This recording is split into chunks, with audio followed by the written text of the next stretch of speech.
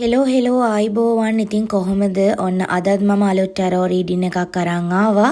ඉතින් අද මාතෘකාව තමයි no contact ඉන්න එයා මේ වෙලාවේ ඔයා ගැන හිතන විදිය කොහොමද කියලා බලන එක. ඉතින් මේක පොදු රීඩින් එකක් වීමේ නොවීමේ සම්භාවිතාවක් තියෙනවා. තව කෙනෙක්ට ඇකියුරේට් වෙදි තව කෙනෙක්ට ඇකියුරේට් නොවෙන්න පුළුවන්. අනිවාර්යයෙන්ම ඔයා ඒකත් අවබෝධ කරගන්න ඕනේ. ඒ වගේම ඔයාගෙම විස්තර දැනගන්න ඕන නම් ඔයාට පුළුවන් පර්සනල් ටැරෝ රීඩින් එකකට මාව WhatsApp හරහා සම්බන්ධ කරගන්න. මගේ නම්බර් එක තියෙනවා TikTok, Facebook සහ YouTube bio එකේ. ඒ වගේම තව අලුත් ටැරෝ රීඩින්ස් බලන්න ඕන නම් මාව follow කරලා තියාගන්න. මගේ YouTube එක subscribe කරලා තියාගන්න. ඔන්න මම ෆයිල්ස් 3ක් ගෙනත් තියෙන්නේ. ඔයාගේ යාව මතක් කරගෙනම ඔයාට වැඩියෙන්ම හිතන ෆයිල් එක වීඩියෝ එක නවත්තලා හරි තෝරගන්න.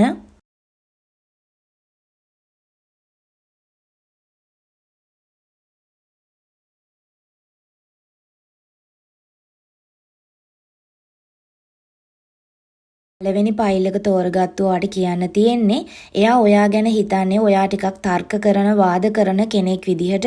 ඔයා ඔයා සාධාරණයි කියලත් එයා හිතනවා. ඒ වගේම ඔයාටයි මටයි දෙන්නටම මේ ප්‍රශ්න වලින් සාධාරණයක් වෙනවා නම් හොඳයි කියන මතේ එයා ඉන්නවා.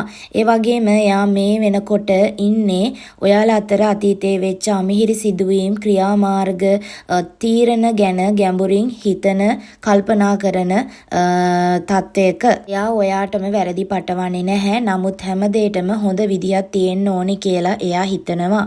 එයා මේ වෙලාවේ මානසික පීඩා වලින් ඉවත් වෙන්න හදනවා කියලා පෙන්නනවා.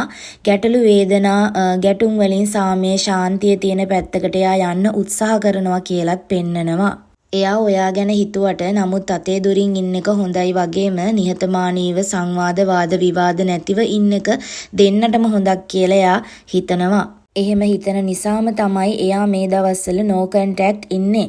මේ ගැන තීරණයක් ගන්න කලින් එයාගේ මනස රිලැක්ස් කරගන්න උත්සාහ කරනවා කියලත් පෙන්නනවා. එයා ඔයාව අමතක කරලා නැහැ. ඔයාව මතක් වෙනවා. ඒත් එයා මේ දවස්වල එයාගේ හිත తాවකාලිකව පාලනය කරගෙන ඉන්නේ කියලා පෙන්වනවා. දෙවෙනි ෆයිල් එක තෝරගත්තු ඔයාට කියන්න තියෙන්නේ එයා ඔයා ගැන හිතන්නේ ආදරයෙන් සහ ගෞරවයකින්. ඔයාව එයාට පේන්නේ ආදරය සෙනෙහස රැක බලා ගන්න කෙනෙක් විදිහට. ඔයාට පොසිටිව් වයිබ් තියෙන එයාව පෝෂණය කරන්න පුළුවන් ගෑනු ආත්මයක් විදිහට එයා දකිනවා. ඔයාව වැලියු කරනවා. ඔයාව කාටවත් සම කරන්න බෑ කියලත් එයා හිතනවා. ඔයාව ඇත්තටම මට හොඳයි, ඔයාව මට ගැළපෙනවා කියන ෆීලින් එක එයාගේ හිතේ තියෙනවා. මේ වෙලාවේ එයාට ඕනේ එයාව බැලන්ස් කරගන්න. මම ඔයාට ආදරේ දුන්න තරමට ඔයත් මට ආදරේ දුන්නද කියලා එයා කල්පනා කරනවා.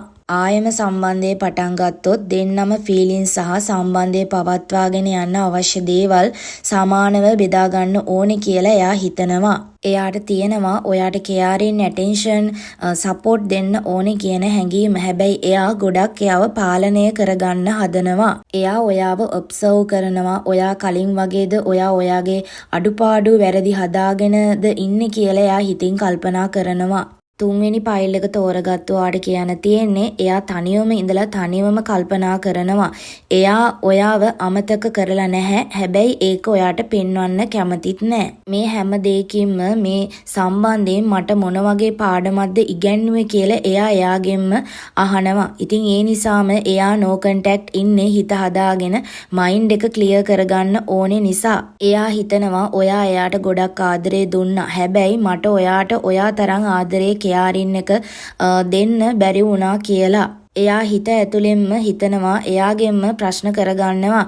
එයා ගැනම එයා ගිල්ටි ෆීලින් එකක වගේම වාද වෙන ගමන් ඉන්නේ. ඒත් මේ වෙලාවේ මොකද්ද ගන්න ඕනේ තීරණේ මම මොන විදියටද හැසිරෙන්න ඕනේ කියලා තේරුමක් නැති නිසා එයා හිතනවා ටික දවසක් මම මෙහෙම සයිලන්ට් මූඩ් හිටියානම් හොඳයි කියලා.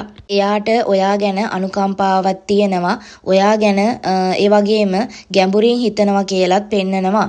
ඔයාගේ වටිනාකම එයා දන්නවා. ඒත් දැන්ම ඔයා එක්ක රීකනෙක්ට් වෙන එක සාර්ථක මදි කියලාත් එයා හිතනවා. එහෙනම් මේ රීඩින් එක ඉවරයි. මේ රීඩින් එකත් ලයික් කරන්න, කමෙන්ට් කරන්න, ෂෙයා කරන්න. එහෙනම් ආයෙම රීඩින් එකකින් එනකම් පරිස්සමෙන් ඉන්න. බුදු සරණයි.